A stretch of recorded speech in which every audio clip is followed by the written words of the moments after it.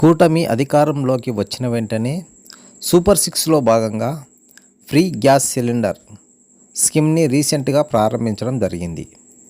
భారీ ఎత్తున ఈ ఫ్రీ గ్యాస్ స్కీమ్ సిలిండర్ల లబ్ధిదారులకు గ్యాస్ సిలిండర్ బుక్ చేయడం జరిగింది. అధికారంలోకి రాకముందు సంవత్సరానికి ముందు 3 గ్యాస్ సిలిండర్లు ఇస్తామని కూటమి ప్రభుత్వం హామీ ఇప్పుడు నెరవేర్చుకుంటుంది.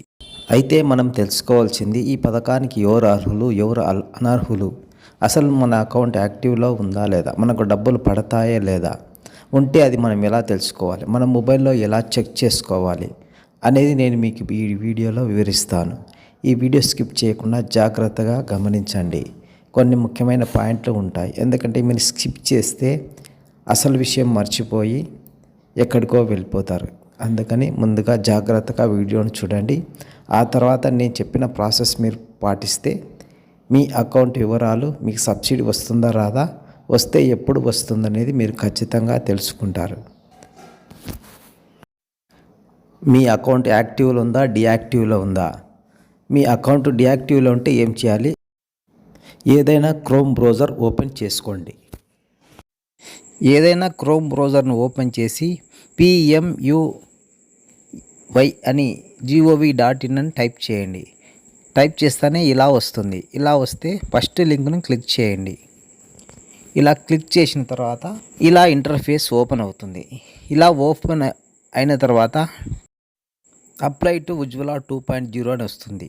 దాన్ని క్లిక్ చేయండి. అలా క్లిక్ చేసిన తర్వాత మీకు ఓపెన్ అయిన తర్వాత పైకి స్క్రోల్ చేయండి. అలా స్క్రోల్ చేసిన తర్వాత లాస్ట్లో ఆన్లైన్ని క్లిక్ చేయండి. 3 గ్యాస్ కంపెనీలు ఓపెన్ అవుతాయి. అందులో మనం ఏ గ్యాసో సెలెక్ట్ చేసుకోవాలి. హెచ్పియా, భారత, ఇండియన్ గ్యాస్, ఏది ఉంటే అది క్లిక్ చేయండి. ఇలా క్లిక్ చేసిన తర్వాత ఇంటర్ఫేస్ ఇలా ఓపెన్ అవుతుంది. అలా ఓపెన్ అయిన తర్వాత లాస్ట్లో స్క్రోల్లో పైన సైన్ ఇన్ న్యూ యూజర్ అని వస్తుంది. నాకు అకౌంట్ న్యూ యూజర్ మీద క్లిక్ చేయండి. న్యూ యూజర్ మీద క్లిక్ చేసిన తర్వాత ఇంటర్ఫేస్ ఇలా ఓపెన్ అవుతుంది. ఇలా ఓపెన్ అయిన తర్వాత 3 ఆప్షన్స్ మనకు వస్తాయి. అందులో మనము కొన్ని ఆప్షన్స్ సెలెక్ట్ చేయాలి. ఇక్కడ స్టేటు, జిల్లా, డిస్ట్రిబ్యూటర్ నంబర్ అని వస్తుంది. మనం ఏ స్టేట్ అయితే ఆ స్టేట్, అక్కడ యారో మార్క్ ఉంటుంది కదా, దాన్ని క్లిక్ చేస్తే స్టేట్ చూపిస్తుంది. అక్కడ స్టేట్ క్లిక్ చేయాలి. ఆ తర్వాత జిల్లా క్లిక్ చేయాలి. ఆ తర్వాత మన గ్యాస్ ఏజెన్సీ యొక్క కంపెనీ పేరు వస్తుంది. ఏ డిస్టిక్లో గ్యాస్ ఏజెన్సీ దాన్ని క్లిక్ చేయండి. అలా క్లిక్ చేసిన తర్వాత దాని కింద కన్జ్యూమర్ నంబర్ అని వస్తుంది. మీ గ్యాస్ బుక్ మీద 6 అంకెల కన్జ్యూమర్ నంబర్ టైప్ చేయండి. ఇలా టైప్ చేసిన తర్వాత రిజిస్ట్రేషన్ మొబైల్ నెంబర్ అని వస్తుంది. అక్కడ మీ మొబైల్ నెంబర్ టైప్ చేయండి. మొబైల్ నెంబర్ టైప్ చేసిన తర్వాత కింద క్యాప్చా ఎంటర్ చేయండి. ఇలా క్యాప్చా ఎంటర్ చేసి ప్రొసీడ్ అని కొడితే మీ సెల్లుకు OTP వస్తుంది. అక్కడ రాసి ఉన్న క్యాప్చా కరెక్ట్గా టైప్ చేయాలి. తప్పుగా టైప్ చేస్తే మీ సెల్లుకు OTP రాదు. ఇలా OTP వచ్చిన తర్వాత ఆ OTPని అక్కడ టైప్ చేయండి. ఇలా టైప్ చేసిన తర్వాత మీకు ఇంటర్ఫేస్ ఓపెన్ అవుతుంది.